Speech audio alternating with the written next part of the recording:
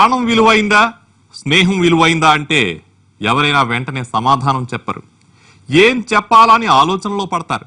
కారణం ప్రాణం ఎంత అమూల్యమైనదో స్నేహం కూడా అంతే గొప్పది. అందుకే చిరకాల మిత్రుల్ని ప్రాణ స్నేహితులని పిలుస్తుంటాం. ఇవాల్టి ఎపిసోడ్లో ఓ యువకుడికి ప్రాణాన్ని దక్కించుకోవాలా లేక స్నేహాన్ని బతికించుకోవాలా అన్నది తేల్చుకోవాల్సిన పరిస్థితి వచ్చింది. అలా ఎందుకు జరిగింది, అందుకు కారణం ఎవరన్నదే ఇవాల్టి క్రైమ్ ఫ్యాక్టర్.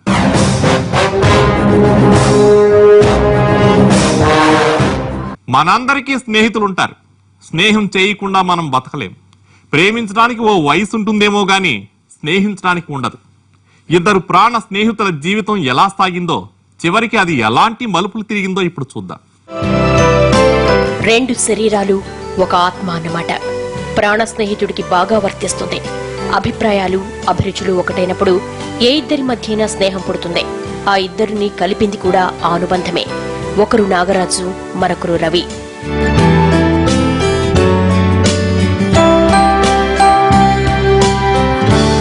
వీళ్ళిద్దరూ కరీంనగర్ జిల్లా గోదావరిఖని పట్టణానికి దగ్గరలో ఉన్న ఏఎన్టీ క్లైన్ కాలనీలో ఉండేవాళ్లు.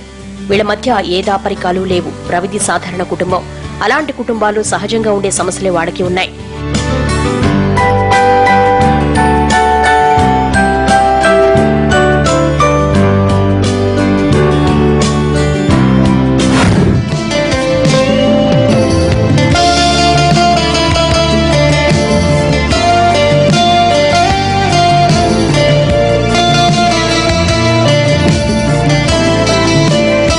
రామగుండం సంస్థకు చెందిన ఓపెన్ కాస్ట్ ప్రాజెక్ట్ లో కాంట్రాక్ట్ కూలీగా పనిచేసేవాడు.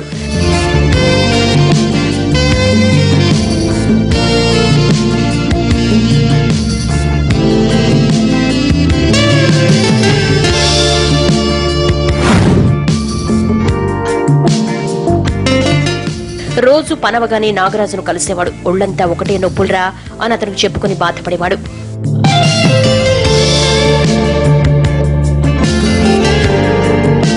రవి నా నొప్పుల నుంచి బయటపడేసేందుకు ఏదైనా ఉపాయం చెప్పాలి అనుకున్నాడు నాగరాజు.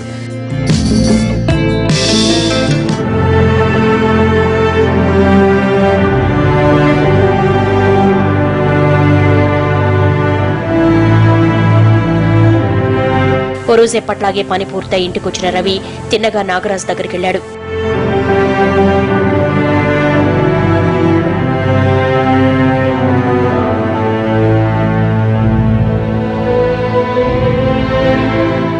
రే, ఈ రోజు నుంచి నీ నొప్పుల బాధలు మర్చిపోయేలా చేస్తాను చూడు అంటూ అతన్ని మద్యం షాపుకు తీసుకెళ్లాడు నాగరాజు.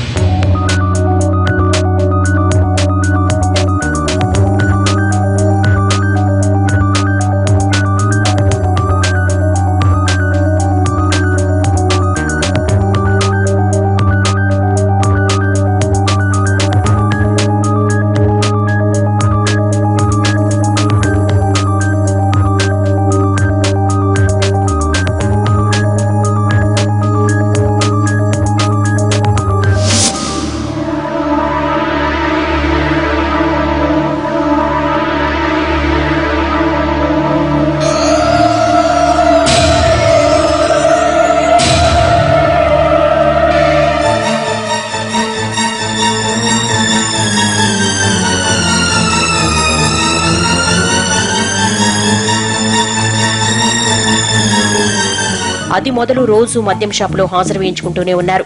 రవి పని నుంచి రావడం, నాగరాజును కలవడం, ఇద్దరూ తాగడం ఇదో దినచర్యగా మారింది.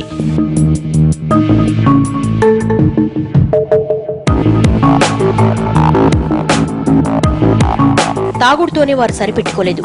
కిక్కు కోసం కొత్త మార్గాలు వెతకడం మొదలుపెట్టారు.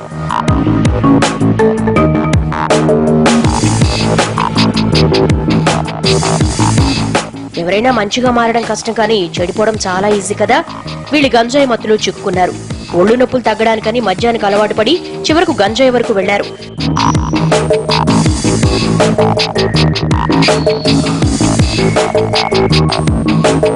దానికి బానిసయ్యారు.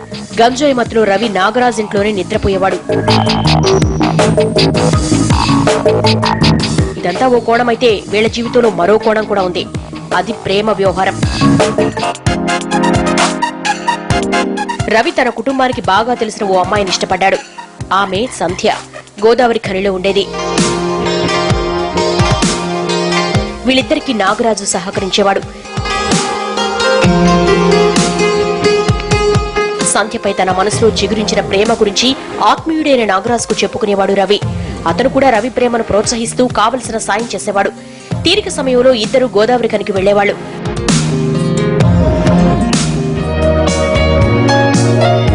అక్కడ రవి సంధ్యను కలిసేవాడు. ఇద్దరు ఏకాంతంలో మాట్లాడుకునేవాళ్లు. నాగరాజు ఆ ప్రేమ పక్షుల్ని ఒంటరిగా వదిలేసి చుట్టుపక్కల అటు ఇటు తిరిగేవాడు.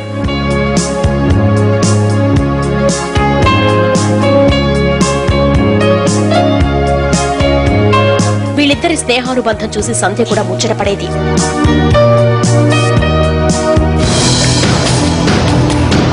అయితే ఈ స్నేహం ప్రేమతో పెనవేసుకున్న ఆత్మీయతను రెండు జతల కళ్ళు డేగలా వెంటాడేవి. నాగరాజు రవిని గమనిస్తున్నదెవరు? శత్రువులే లేని వాళ్లను ఎవరు వెంటాడుతున్నారు? నాగరాజు రవికి శత్రువులెవరూ లేరు. మరి వాళ్లనే గమనిస్తున్న ఆ రెండు జతల కళ్ళు ఎవరివి? ఆ మిత్రద్వయానికి తెలియకుండా తెర వెనుక ఏం జరుగుతోంది? సంధ్య గోదావరి ఖనిలోని పవర్ హౌస్ కాలనీలో ఉండేది. అక్కడికి దగ్గరలో ఉన్న పార్కులోనే వీళ్ళిద్దరూ కలిసేవాళ్లు. అక్కడే మాట్లాడుకునేవాళ్లు. అందుకే వీళ్ల ప్రేమ సంగతి ఎవరికీ తెలియదు.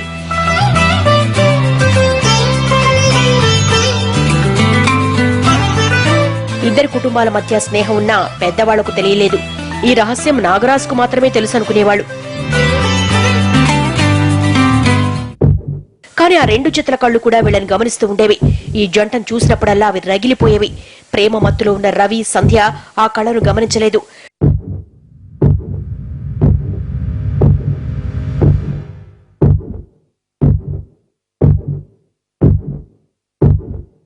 వీళ్లను కంటికి రెప్పలా కాపాడే నాగరాజు కూడా గుర్తించలేదు. చెట్టు కొమ్మపై వాలిన జంట పక్షుల్ని వేటగాడు చూసినట్లు రవి, సంధ్యను ఆ కళ్ళు చూసేవి. అవి ఎవరివో కాదు, సంధ్య ఉండే కాలనీలోనే నివసించే వాళ్ళవి.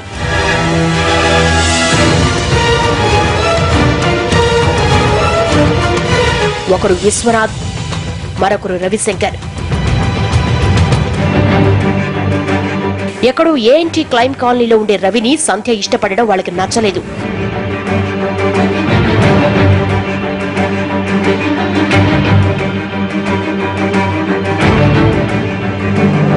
విశ్వనాథ్, రవిశంకర్ కూడా స్నేహితులే.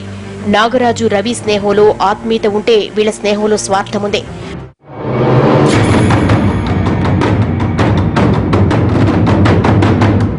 అందుకే సంధ్య విషయంలో స్వార్థంతో ఉండేవాళ్లు. రవి, సంధ్య కలిసి తిరగడం సహించలేకపోయారు.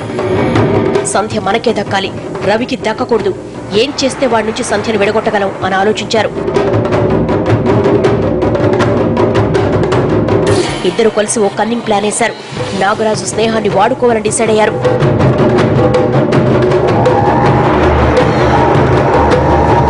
నాగరాజు ద్వారా రవిని సంధ్యకు దూరం చేసి ఆ తర్వాత ఆమె సంగతి చూడాలని నిర్ణయించుకున్నారు.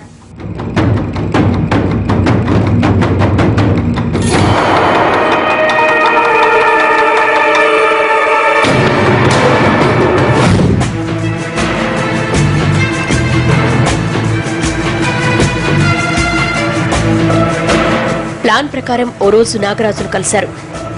స్నేహహస్తం ఇచ్చారు. స్నేహానికి విలువిచ్చే నాగరాజు విశ్వనాథ్, రవిశంకర్ల తీయటి మాటలకు పడిపోయాడు.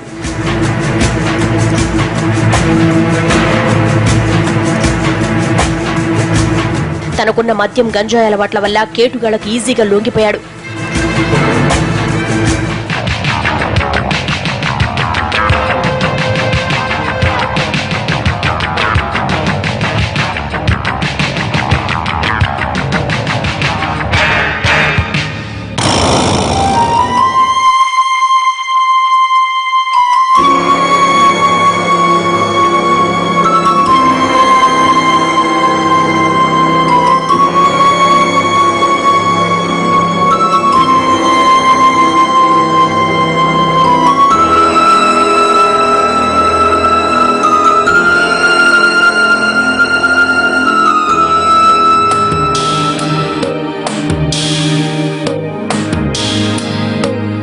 విచ్చలవిడిగా డబ్బు ఖర్చు పెడుతున్న కొత్త మిత్రులు నాగరాజుకు బాగా నచ్చారు.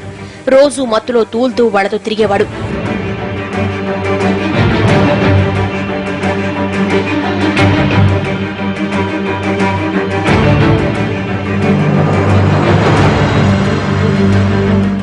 వాళ్ళిచ్చే డబ్బుతో ఎంజాయ్ చేసేవాడు.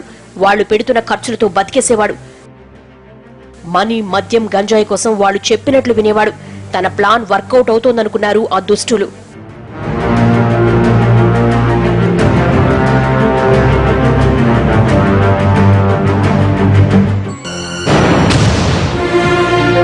ఆ నాగరాజు గాడి దగ్గర ఇద్దరు నటించింది చాలు, ఇక అసలు విషయానికి వచ్చేద్దాం అని ఇద్దరు నిర్ణయించుకున్నారు.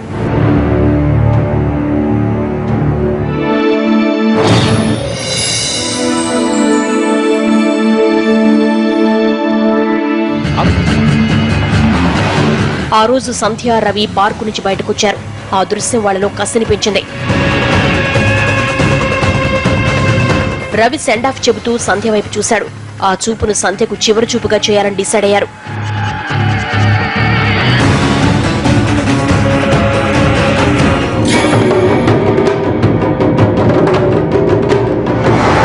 మర్నాడు నాగరాజును కలిశారు. మనసులో అసూయను, సంధ్యపై కోరికను బయటపెట్టారు. చూడు నాగరాజు, ఆ రవిగాడు సంధ్యతో తిరగడం మాకు నచ్చలేదు. ఆమెతో ప్రేమాదోమ అంటే కుదరదు. సంధ్యను పడేయాలని మేము చాలా రోజుల నుంచి ట్రై చేస్తున్నాం. మధ్యలో వాడు తగులుకున్నాడు, మాకు అడ్డమైపోయాడు. నువ్వేమంటావు అని అడిగారు. నేనిప్పుడు కొత్తగా చెప్పేదే ఉంది. వాళ్ళిద్దరూ ఒకరినొకరు ఇష్టపడ్డారు అన్నాడు నాగరాజు. అవన్నీ కుదరవు. సంధ్య మాది, మాకు తప్ప ఎవరికీ దక్కకూడదు. అయినా సొంతూరులో ఉన్న మాతో తిరగాలి గాని ఎక్కడి నుంచో వచ్చిన వాడు వాడెగరేసిపోవడం ఏమిటి?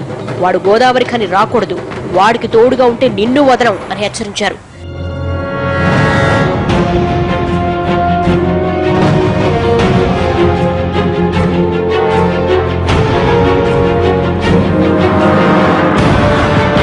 ప్రేమికుల్ని విడగొట్టడం ఇష్టం లేని నాగరాజు వాళ్లతో విభేదించాడు. వాళ్లు బంధువులని, త్వరలో పెళ్లి కూడా చేసుకోవాలనుకుంటున్నారని చెప్పాడు. ఆ మాటలకు సహించలేకపోయిన ఇద్దరు నాగరాజుపై చేయి చేసుకున్నారు.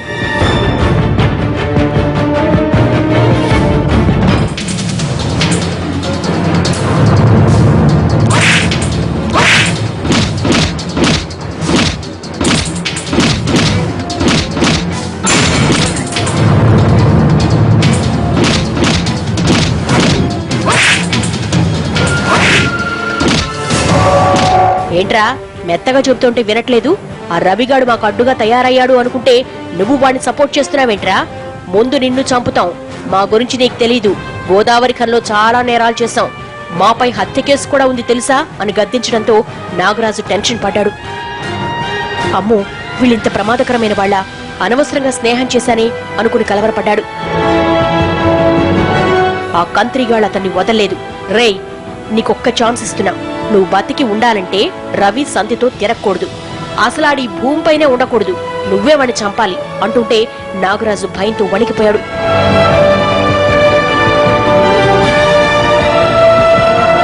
చెప్పు, చంపుతావా చస్తావా అంటూ ఇష్టం వచ్చినట్లు కొట్టారు.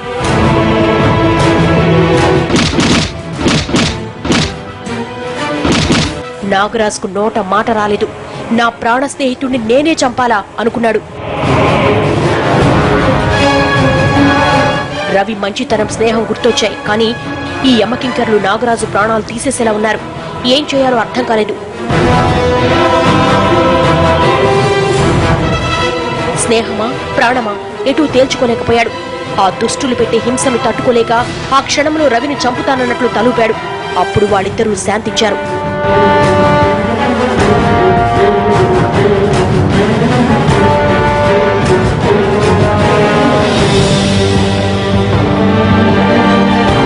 పైకి కనిపించని గాయాలతో నాగరాజు ఇంటి దారి పట్టాడు.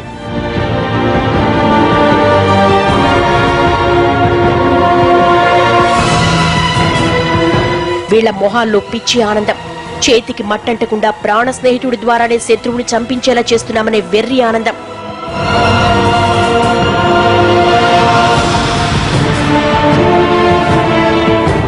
తన ప్రాణాల్ని కాపాడుకోవడం కోసం నాగరాజు రవి ప్రాణాలు తీశాడా? చావడం. తనకు రెండే దారులు ఉన్నాయనుకున్నాడు నాగరాజు. స్నేహం గొప్పదే, కానీ దానికంటే ప్రాణం ఇంకా విలువైనది అనుకున్నాడు. తన మనసును చంపుకుని హత్యోదంతానికి ఒడిగట్టాడు. రవిశంకర్ విశ్వనాథుల బెదిరింపులు నాగరాజుకు పదే పదే గుర్తొచ్చాయి. అతడికి ప్రాణభయం పట్టుకుంది.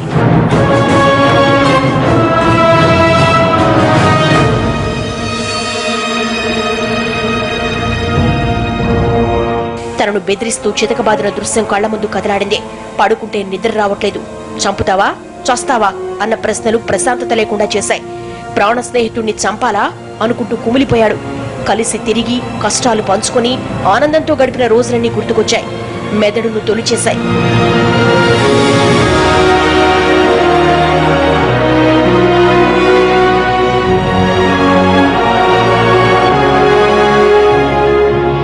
అదే సమయంలో రవిశంకర్, విశ్వనాథ్ కూడా కళ్ల ముందు మెదిలారు. స్నేహం, ప్రాణం రెండూ పోటీ పడుతున్నాయి.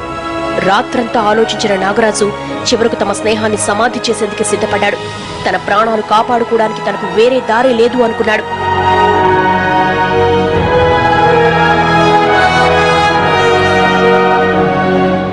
మర్నాడు రవి కూలి పని అయ్యాక నాగరాజును కలిసేందుకు ఆటో స్టాండ్ దగ్గరకొచ్చాడు.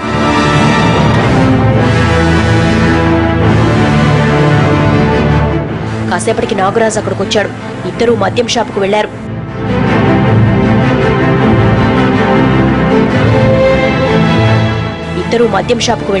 మద్యం పుచ్చుకున్నారు. పని ఒత్తిడి తగ్గించుకోవాలన్న ఆలోచనలో రవి ఉంటే, ప్రాణాలు తీయాలనే ఆలోచనలో నాగరాజున్నాడు.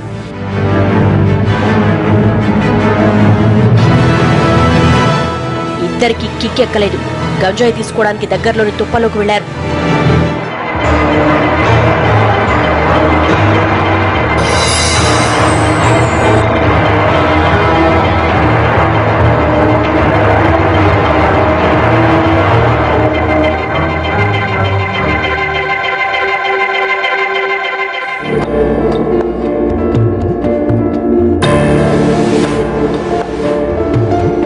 రవి గంజాయి మత్తులోకి జారుకున్నాడు.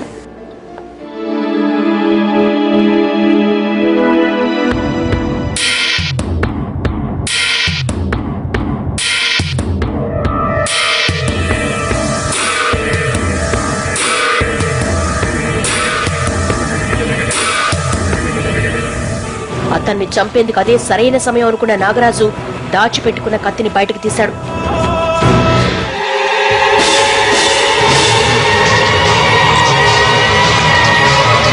కంగారు పడుతూనే రవిని పొడి చేశాడు. ఒక్కసారి కాదు, చాలా సార్లు పొడిచాడు. ఏం జరిగిందో గ్రహించిన రవి మత్తు వల్ల అతన్ని అడ్డుకోలేకపోయాడు. రే, ఏంట్రా ఇది? నీ ఫ్రెండుండ్రా, చంపేస్తున్నావురా అని రవి అంటున్నా నాగరాజు ఆగలేదు. తన ప్రాణం కోసం స్నేహితుడి ప్రాణాన్ని పణంగా పెట్టాడు.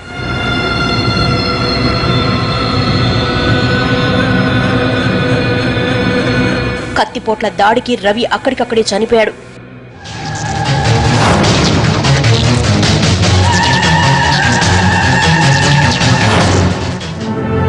స్నేహితుడిని చంపినందుకు బాధపడాలో, తన ప్రాణం దక్కిందని సంతోషపడాలో అర్థం కాని పరిస్థితుల్లో నాగరాజు ఇంటిదారి పడ్డాడు.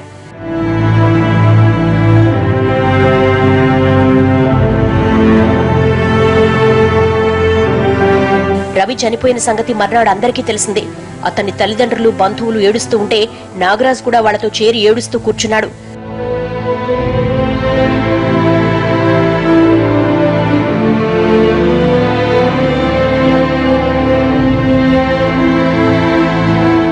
ఆ కాలనీ వాళ్ళందరికీ తెలుసు వాళ్ళిద్దరూ మంచి స్నేహితులని. అందుకే అందరూ నాగరాజు వైపు సానుభూతితో చూశారు.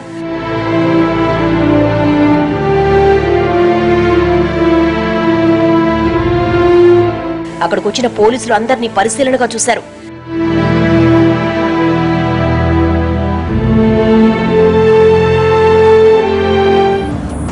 నాగరాజుది దొంగ ఏడుపులా అనిపించి డౌట్ వచ్చి ఆ ఏడుస్తున్న అతనెవరు అని రవి తల్లిదండ్రులను అడిగారు. రవి దోస్తని, ఎక్కడికైనా ఇద్దరు కలిసే వెళ్లేవాళ్ళని చెప్పడంతో పోలీసులు నాగరాజును ప్రశ్నించారు. సార్, నిన్న నాకు వేరే పని ఉండడంతో రవిని కలవలేదు. నేను లేని టైంలో ఎవరో శత్రువులు తనను చంపేశారంటూ మొసలి కన్నీరు కార్చాడు.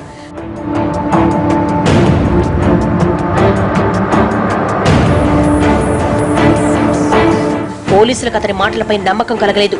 జాగ్రత్తగా పరిశీలించగా నాగరాజు కాలి చెప్పుకు రక్తం మరకలు కనిపించాయి. అంతే, పోలీసుల అనుమానం బలపడింది.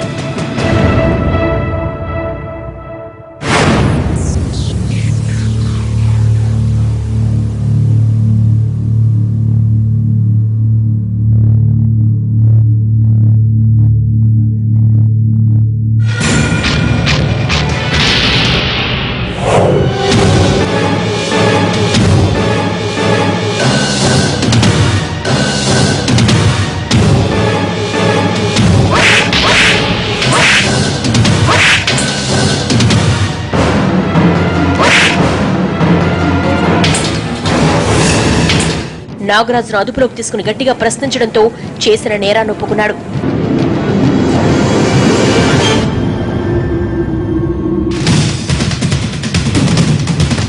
ప్రాణం కోసం ఒడిగట్టిన పాపాన్ని బయటపెట్టాడు.